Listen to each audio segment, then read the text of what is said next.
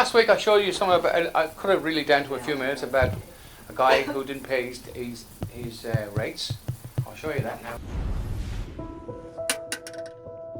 Bloody hell, that's my house for sale.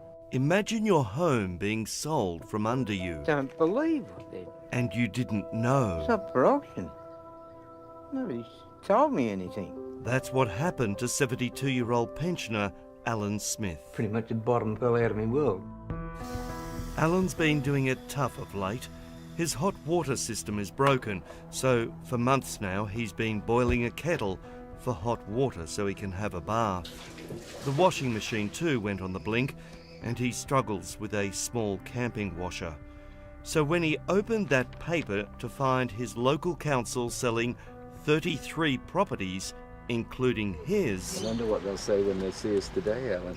he got his mate John Hager to come with him to ask what gives down at Clarence Valley Council in northern New South Wales. We asked to speak to anybody from senior management, and we were told they were all too busy. So counter staff told him the news in the foyer. Open to everyone, there was no privacy. It's tear-making. It's disgusting. Absolutely disgusting. Seems his former wife hadn't been paying them, but spending the money on herself. I knew her to not pay bills in smaller amounts, but I never thought she'd do it with our own. If someone was behind, surely you'd get a call, a visit, or a few letters. No. Nothing. No. Alan has called this place home for decades, and after discovering council sold this nearby home from under their owners because they too were behind on their rates, well, he didn't want the same thing to happen to him. He's worked hard all his life, and this is his reward. So he and John asked council how much is owing. At various times, they've told Alan that he owes $27,000, $33,000, and now $37,000. Anyone looking at that? No breakdown on those totals or disclosure of interest rate. But Alan wanted to stay in his home, so not wanting it sold, he says he went along with council, who made him take out a small loan and hand over more than half his old age pension. So $125 a week you're living on, Yes. roughly. Roughly, yes. Alan's had serious cancer. Oh, yes, I realise. Alan's had 2 heart attacks. Alan's had 3 strokes. Alan's being checked out now for cancer again. $330 for the biopsy, up front. But you can't afford it? Living on around $20 a day, he's delaying this important medical examination. It'll be just when I can afford it, I'm afraid. So it's pretty important to pay rates, right? I know I don't like the council, and I certainly don't like paying rates, but you have to. Now, okay, when did it, all right, Mike. When all this started in England after the Battle of Hastings, everybody know about the Battle of Hastings? I'll just go back there briefly to come forward, right? After 1066, King William the Conqueror, very smart man, brought a lot of the Jewish population in as bankers and bookkeepers. So anybody heard the Doomsday Book? Well, they done a survey in England. Everybody's property had to be listed. It was called the Doomsday Book. If you had a farmer and you had 2 cows and a sheep or something, you had to list it. So everything was listed. That was the first census, if you like, in the world, really, in the civilized world. So they got records of everything, and the king was a very smart man. That was published in 1088. So that goes back a long time when they started really starting to work our lives out a bit. And then he came along, and he was a very smart man. Instead of having wars, he got all the other little kings to come along, and they all came to a big party. So they contracted. So we didn't have a war over it, right? And then in 1235, remember King John? Everybody know about King John. He got his head chopped off, and because he didn't pay his taxes to the Vatican. And in 1235, the Vatican came along and claimed old common law, or old common, what do you call it, crown land in the UK and around the world, because we're all common crown land. He claimed it, so they own it. So the first trust, this Pope in 1302, I had to write the date down, Boniface set up, they started off the Quest of Lacqui, right? And he started up and he declared all men and women dead, and he set up the 3 trusts, but that's the main one was set up then. And since then, they own everything. They own all Crown land. They own everything. So that started it all off. It goes back that far. Yeah, yeah. So basically, registration. If you register something, you give up ownership of it. Your car, everybody knows that. Well, you all know that now. You're just a keeper of your car. Your children, when a child is born, you get 48 days to keep it. And if it survives and you haven't beaten it up and nobody's reported you for cruelty or anything, you get to keep it as well. But it all goes back to the registration. Right? And that's where basically where it all starts. And then, does everybody know that now there's no landlords anymore? You're all tenants. If you own your property, you're now just a tenant on your property, and if there's two joint tenancy, there's no more. Landlord is gone. There's no more landlords now. It's all been changed to rent providers. Yeah, and that's why. This is why if you pay off a property, you don't own it. They won't give you a certificate of title. And the last video I put up on YouTube, you see that I got it from my son in England. The news channel in Sydney put it up. We didn't see it here. Everything is on your phone. Face recognition, driving license, all your payments are now operating in New South Wales. That video I put up, I got it from my son in England. We didn't even know they'd done it here, and he found it over there. And obviously they're showing off the media was saying how wonderful it is. You won't have to produce an ID anymore. You just walk into a place, it'll use your phone, and then everybody in that place recognizes who you are. And of course, on the way out from the shopping, you've got a bill to pay $100, whatever it is. If you've got a fine, you won't be able to pay to get out. They'll stop it. Automatically come out of your account.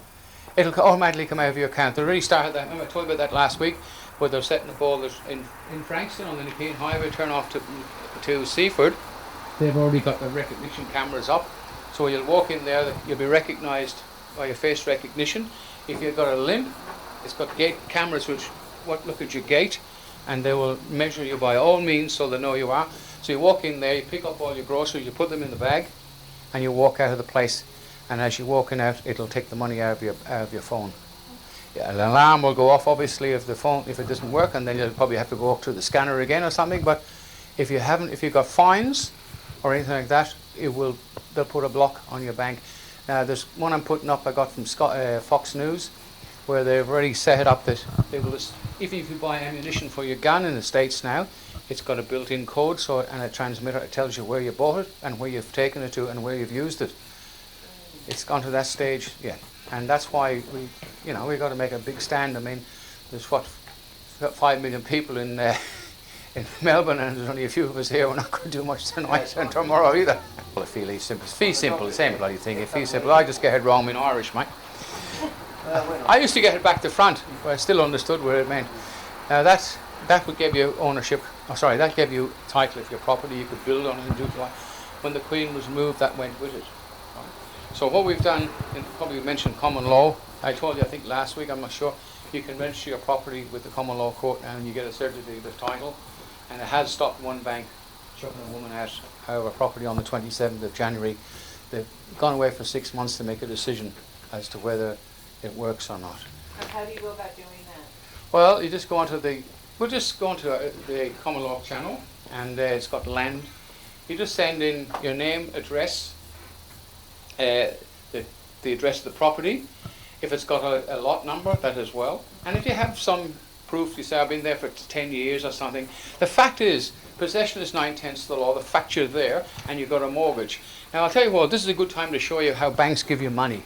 It's interesting how few questions we actually ask about very everyday things, like when we go into a bank and we ask for a loan of, say, $50,000, £50,000, what actually happens? You see, most people live their lives based on a kind of vague image of what happens. What actually happens is you ask for £50,000, they type into your account £50,000. That's all they do. They don't mint any coins, they don't print any money, they don't move any precious metal anywhere. They just put £50,000 into your account on a computer screen. From that moment, you start paying interest on money that has never, does not, and will never exist. Apparently it began with the goldsmiths in the 17th century, when people were trading in gold. Gold was heavy to carry around, so people stored the actual metal in vaults and traded receipts instead. Those receipts were the first paper money. Since only a few people would withdraw their gold at any given time, the vault owners, basically the new bankers, began creating receipts for more metals than they actually held. They loaned out those receipts and charged interest on money, gold, that they didn't really have. That's how our so-called fractional reserve system was born. In this system, the bankers get to make up money out of nothing, while the rest of us have to work hard to earn it. The same with when you go and get a bank loan. Now you see in there, the bank actually gives you nothing. They owe him $100,000. They just put enough notes in to give him $100,000. They give him nothing, which is he's got that in his bank. You sign the dotted line and you sign your rights away. Make yourself a ward of state. If you don't pay, you're fine, and they can take it off you anytime they like. Now, when it comes to rates, again, we'll just go back to that. If you have a mortgage, they'll let you go for maybe 6, 7, or 8, or 9 months. The bank or the council then will go to the bank and say, we want our rate money. The bank will say, yes, here it is, and then you're behind 8 or 9 months with your mortgage, and that's why people get into trouble, right? The same if you own your house and you've got the certificate of title, which you don't get anymore since 2019. They can come along and, just like that poor old man up in Queensland, it happened to a friend of mine, Jerry, had 5 acres of land. The council done the same thing on him. He was paying his rates, but went from $35,000 up to $50,000, and he was arguing over it for a year, and they never contacted him again, and all of a sudden he found his place up for sale, his land. So that's what they do with property, and there's got nothing you can do with it, because the councils are convinced the local government. They only employ people that believe that. They're completely woke. They believe the local government. Same as a lot of the young cops, they believe they're above the law. They are the law. They're not. Now, how do you get out of a unilateral mistake? I've got some documents here. Anybody who's ever got to go to a court, you can pick it up and have a look. A notice with under the Feely Simple, which is gone with the Queen. So we have no protection now. The council will claim ownership of your property whether you like it or not. And how we beat them is, we come up with this idea, which they do in the common law court in England. We issue a certificate of title. Now, let's just, as I said before, possession is 9/10 the law. So that laptop there is mine. But say someone said you've stole it from the shop.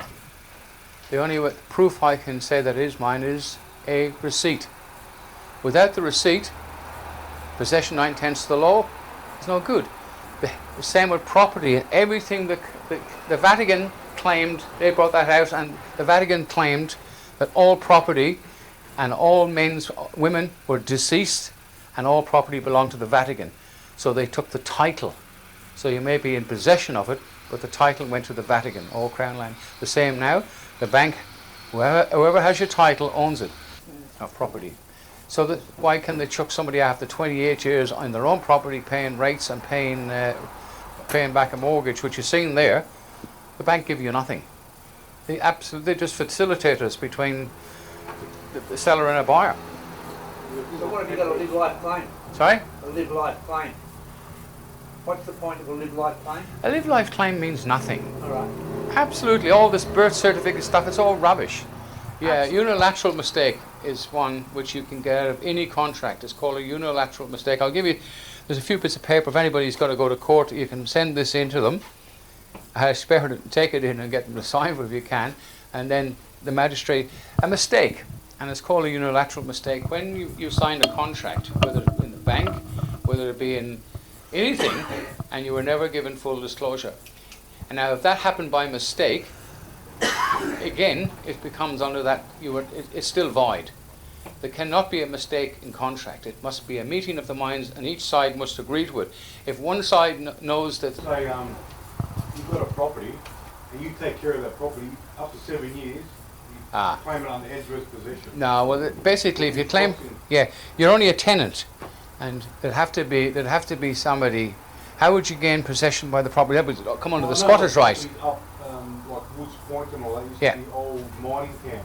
Yeah. And if you get an old plan, and you fence it off to that plan, Yeah. you can claim it up Oh, to yeah. 7 years as adverse possession. Yeah, you could do that. Yeah, that would any property for that matter.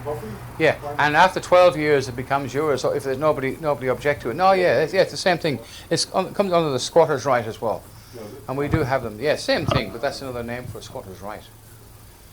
Yeah. But the mortgage, a mortgage is the meaning of mortgage is death grip. I think you all know that. A death grip. Yeah, it is. They have you by the short and curly.